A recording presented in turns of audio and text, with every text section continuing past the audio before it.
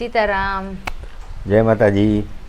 ગઈકાલે મેં તમને કીધું હતું ને કે એક વિડીયો બનાવવા હોય અને એમાં મલેશિયામાં જવા માટે કામ કરવા ઘણા ભાઈઓ ને બહેનોના મતલબ ફોન આવે, ખબર હોય ને આ વિડીયોમાંથી આપણા કે ભરતભાઈ મલેશિયામાં હતા 15 વર્ષ, એટલે એને પૂછતા કે મલેશિયા જવાય કે ન જવાય, હું પગાર ધોરણ હે આન તેને. એટલે મેં જોનાને કીધું કે જોને એક વિડીયો આપણે બનાવી દઈએ એટલે એ બાની ઇન્ફોર્મેશન પબ્લિકને મળી જાય અને એલર્ટ થઈ જાય ને ખબર પડી જાય કે મલેશિયા શું વસ્તુ છે, ત્યાં જવાય ન જવાય, કેટલો પગાર છે, ખાણીપીણી કેવી છે, રહેવાનું કેવું છે, અને એ ટુ ઝેડ માહિતી મેં કીધું મલેશિયામાં કામ કરવા જવા ઈચ્છતા હોય ને એવા લોકો માટે તો થોડાક એલર્ટ થઈ જાય ને કંઈ બહુ છેતરાઈ બેતરાઈની ઘણી વખત છેતરાઈ જતા હોય આમાં વિદેશમાં કામ કરવા જવા માટે. બરાબર, આપણા કેન્ડિડેટ સીધા સાદા હોય, સિમ્પલ, બહુ ખબર ન પડતી હોય. એટલે આજનો ટોપિક એ જ છે. બરાબર છે, જે લોકો ઇન્ટરેસ્ટેડ હોય એ જોડાઈ જાયજો અને જેને આ બાબતમાં ઇન્ટરેસ્ટ ન હોય એ સ્ક્રોલ કરી નાખજો. ઓકે, તો મુદ્દો પહેલાં તો ઘણી બધી લેડીઝના અમારે હમણાં છેલ્લા એક વીક પહેલાં આવ્યા હતા મને એકાદો ફોન ને મેસેજ ને મને કે ભાઈ અમારે 4-5 લેડીઝ છે ને અમારે બધા મલેશિયા કામ કરવા જવું. એ પહેલાં એક કપલનો ફોન આવ્યો, 2 કપલનો, હસબન્ડ વાઈફ, કે અમારે મલેશિયા કામ કરવા જવું, ત્યાં વર્ક પરમિટ મળે છે ને હું પગાર હોય છે. બરાબર, એટલે પછી એક વ્યક્તિને જવાબ આપણે આપતા તો હોઈએ જ, હું નો ડાઉટ ફ્રી હોય તો જવાબ આપતો હોય, પણ પછી અમુક વ્યક્તિ પાસે ફોન નંબર એ ન હોય, મારા કોન્ટેક નંબર એ હોય ને અમુક માણસ પૂછતા અસકાતું હોય. બરાબર, તો વિડીયો દ્વારા એક માહિતી આપણે આપી દઈએ ને તો એ લોકોને મતલબ ખબર પડી જાય. અને પાછો આપણો પોતાનો અનુભવ છે કે હું 15 વર્ષ મેં મલેશિયાની અંદર કાઢ્યા, સિંગાપુર, મલેશિયા, થાઈલેન્ડ છે એ બાજુમાં દેશ છે, અને મેં મતલબ ત્યાંની ભાષા મને આવડે છે લોકલ મલેશિયાની, ઇન્ડોનેશિયાની લોકલ ભાષા આવડે છે. એટલે આપણે માહિતી છે તો સોરી શેર કરીએ તો કોઈકને કાયમ લાગે. બરાબર છે, તો ટૂંકમાં કહેવાનો મતલબ મલેશિયાની અંદર પહેલા નંબરમાં આપણે જઈએ શું કામ? Get me off the water. કામ કરવા. બરાબર છે, અને કામ કરીને આપણે પગાર સારો મળે, વળતર સારું મળે, એના માટે જ આપણે વિદેશ જઈએ છીએ. બરાબર, બીજો કોઈ હેતુ હોતો નથી, કોઈ એન્જોય કરવા કે મજા કરવા જતા નથી. બરાબર, હોય એમાંથી મતલબ હોય 5 જણા એવાય પણ હોય કે કંઈ મતલબ કમાવાની દ્રષ્ટિએ ન જતા હોય પણ એન્જોય કરવાની, રખડવાની હેતુથી જતા હોય. પણ 95% જે માણસો હોય ને એનો ફ્યુચર પ્લાન એ જ હોય કે મારી ફેમિલીને હેલ્પફુલ થાય અને કંઈક 2-5 પૈસા બનાવીએ અને કમાઈએ એમ. તો સૌથી પહેલાં તો મલેશિયાની જે કરન્સી છે એને RM કહે છે, મલેશિયન રિંગીટ, એનું આખું ફૂલ ફોર્મ RMનું હોય. બરાબર, એ એક મલેશિયન રિંગીટના અહીંયા 23 થી 24 રૂપિયા થાય, ઉપર નીચે ભાવ થતો હોય ડોલરનો, એટલે પ્લસ માઇનસ થતા હોય, પણ એવરેજ 22, 23, 24ની આજુબાજુમાં છે અત્યારે હાલ 2026ની વાત કરે. બરાબર, હવે ત્યાંનો 1000 રૂપિયો એટલે અહીંયા 23,000 રૂપિયાની આજુબાજુમાં થાય છે. બરાબર, તો ત્યાં પગાર ધોરણ છે ને બેઝિક એવરેજ પગાર ધોરણનું, કાં અમુક જગ્યાએ કદાચ થોડું ઘણું ઉપર નીચે હોય, બાકી એવરેજ પગાર ધોરણ છે ને મલેશિયાનું એ 1500 રિંગીટ છે, 1500 મલેશિયન રિંગીટ છે. બરાબર, 1500 મલેશિયન રિંગીટ એટલે 35,000 રૂપિયાની આજુબાજુમાં થાય. બરાબર છે, હવે 35-36,000 રૂપિયા પગાર હોય તમારો, એમાં એક વસ્તુ મગજમાંથી કાઢી નાખજો કે કામ 8 કલાકનું હોય. એ તો હા મગજમાંથી કાઢી જ નાખજો. મલેશિયાની અંદર આ નિયમ જ નથી 8 કલાકનો. બરાબર, 12 કલાકનો જ નિયમ છે ફોરેનર માટે. બરાબર છે, લોકલ હોય એ પણ 12 કલાક કામ કરે છે મારી નજર સામે. બરાબર છે, તો 8 કલાકની જો તમારી મતલબ કે 8 કલાક કામ હોય ને પછી 4 કલાક ઓવર ટાઈમ હોય, ઓવર ટાઈમને એક્સ્ટ્રા આપે, એવી કોઈ સિસ્ટમ છે નહીં ત્યાં. બરાબર, ત્યાં તમે જાઓ ને એટલે તમારે છે ને પહેલાં તો સૌને પહેલાં વર્ક પરમિટ બહુ ઓછી લાગે, રેર લાગે. તમે કોલિંગ ઉપર બોલાવે કંપની તો જ તમને વર્ક પરમિટ આપે છે, બાકી મલેશિયાની અંદર વર્ક પરમિટ અત્યારે હાલ પૂરતી બંધ છે. મારા ઘણા બધા ભાઈબંધ દોસ્તારો હોય, મારે કાયમ વાતચીત થતી હોય મલેશિયામાં વોટ્સઅપમાં. બરાબર છે, એ લોકો એમ કહેતા કે મલેશિયાએ વર્ક પરમિટ હજી ચાલુ નથી કરી. બરાબર છે, તો અત્યારે પછી અનલીગલ રહેવું પડે, અનલીગલ એટલે ખલીવલી. બરાબર છે, અને એ હિસાબે હવે 35,000 રૂપિયા તમારો પગાર હોય એટલે તમારે છે ને ત્યાં બધી કંપની એવી નથી કે જે રૂમ એકોમોડેશન પ્રોવાઈડ કરે. બરાબર છે, એકોમોડેશન એટલે ખાવું પીવું રહેવું. બરાબર. કંપની બધી એવી રીતે, અમુક કંપની જેવી છે કે જે લોકો ખાવું પીવું રહેવાનું આપે, એ પણ ખાવું પીવું તો નહીં પણ રહેવાનું અને ટ્રાન્સપોર્ટેશનનું આપે, બરાબર. એ લોકોની બસ હોય એક અને રહેવા માટે ક્વાર્ટર હોય, એક રૂમની અંદર રહેતા હોય 8-8 10 જણા, બરાબર છે, ઘેટાનું જેમ ભીર્યા હોય. એટલે જો એમાં તમે ખાવા પીવાનું તમારા ઉપર જ અહીંથી જાઓ એટલે 100%, બરાબર. ખાવા પીવાના 5,000 રૂપિયા કાઢી નાખો, રૂમ ભાડાના 5,000 કાઢી નાખો, બરાબર. એટલે વાહે વધે 25,000. હવે 25,000ની અંદર તમારો પર્સનલ ખર્ચો, મોબાઈલ, કોઈ પાન ફાકી, બીડી સિગરેટ, તમાકુનું બંધાણ હોય તો એ, બરાબર.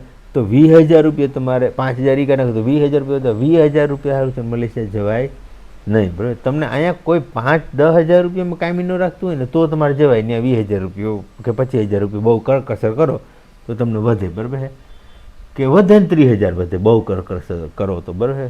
ત્રણેય ટાઈમ મતલબ હાથે ખાવાનું બનાવીને ખાવાનું કંઈ કોઈ જાતના વ્યસન ન હોય તો તમને મતલબ કે 25-30,000 રૂપિયા વધે. 25-30,000 રૂપિયા અત્યારે ઇન્ડિયામાં માણસ કમાઈ લે છે, હાવ નોર્મલ ઓર્ડિનરી પીપલ હોય ને એ કમાઈ લે છે, બરાબર.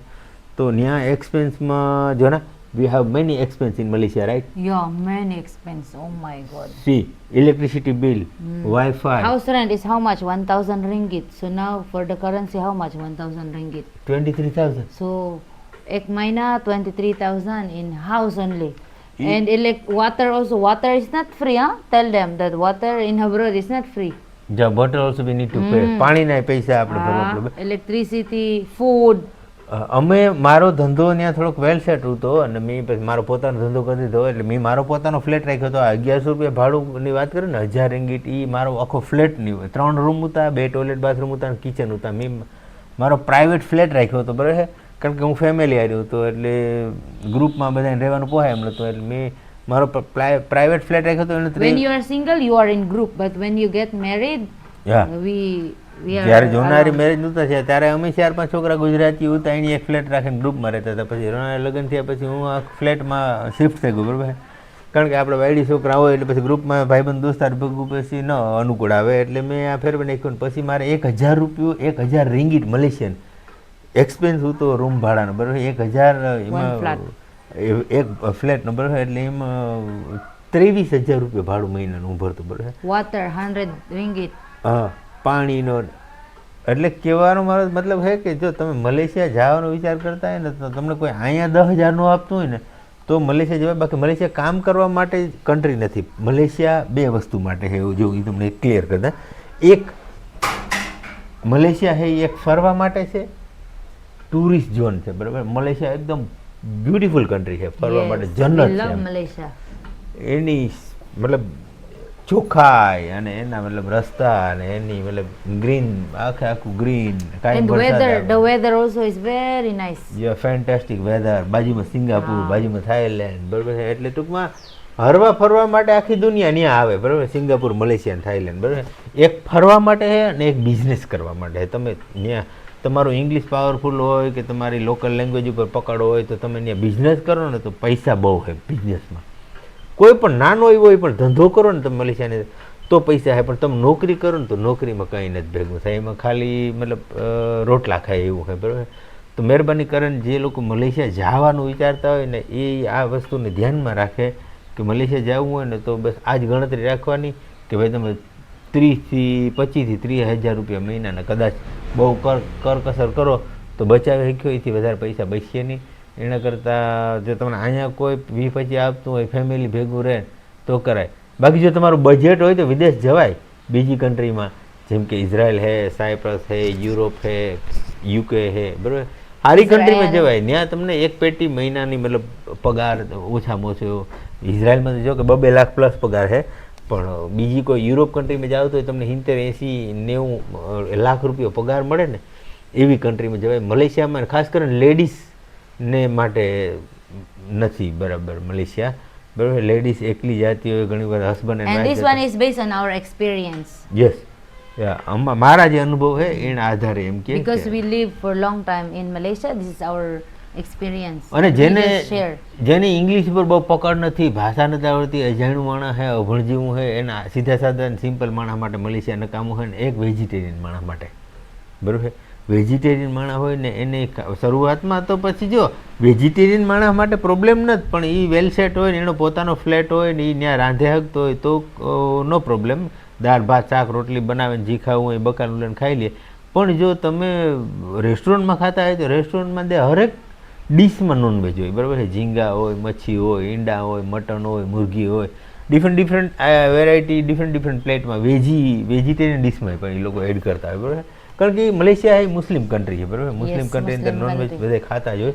આપણે ઇન્ડિયામાં ખાઈએ છીએ તો પછી એ તો ત્યાં તો ખાઈ જ નહીં, બરાબર. તો એ એક વેજીટેરિયન માણસો માટે એક થોડુંક મતલબ તકલીફવાળું છે, અને એક લેડીઝ માટે કપલમાં જતા હોય ને તો એ હેરાન થાય છે. એટલે મલેશિયા જવું હોય તો આ બધી નાની નાની જે વાતો અમે જોનાઈએ અમારા અનુભવ પ્રમાણે જે કરી છે ને મગજમાં રાખજો. અને work permit work permit is very expensive, huh? Expensive છે બહુ. પ્રોફેશનલ મેં આને લગાડી દીધી. Yes, my visa is professional visa in Malaysia because we have kids.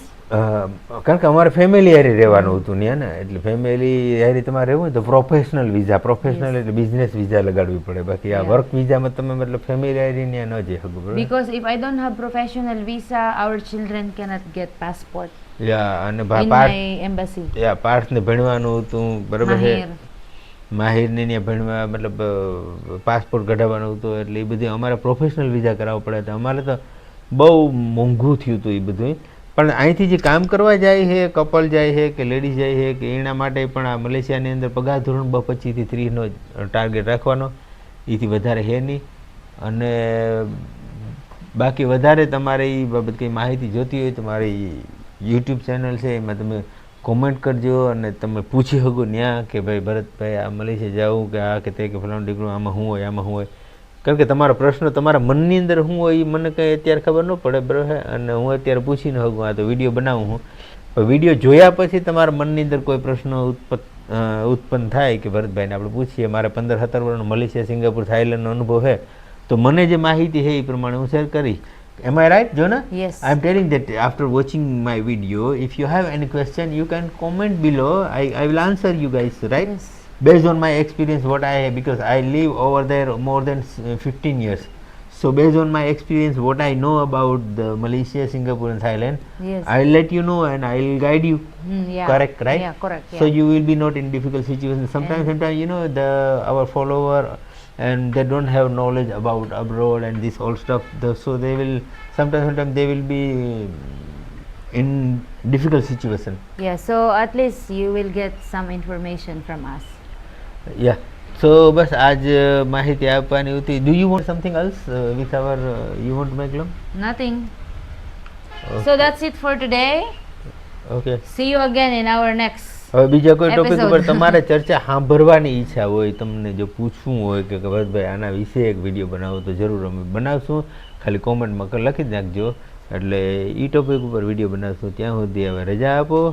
જય માતાજી. જય માતાજી.